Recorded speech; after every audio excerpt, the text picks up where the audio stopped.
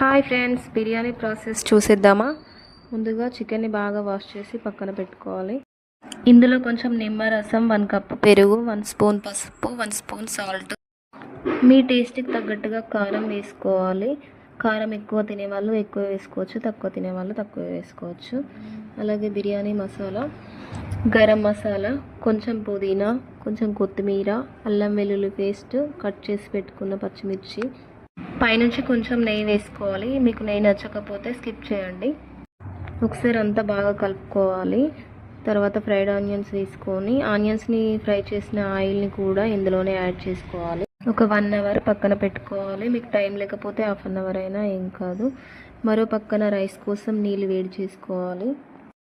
ఇందులో బిర్యానీ మసాలాస్ అన్నీ యాడ్ చేసుకొని నీళ్ళు బాగా మరిగిన తర్వాత మనం ముందుగా నానబెట్టుకున్న రైస్ని ఇందులో వేసుకొని ఒక 80% ఉడకనివ్వాలి.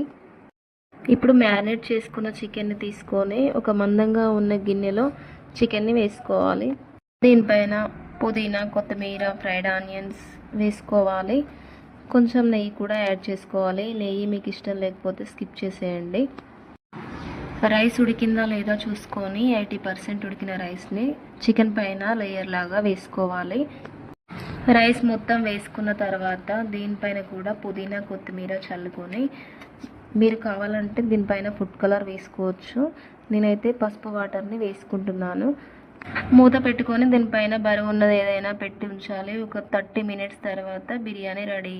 నా వీడియో నచ్చితే లైక్ చేసి నా ఛానల్ని సబ్స్క్రైబ్ చేసుకోండి ఫ్రెండ్స్. Bye bye.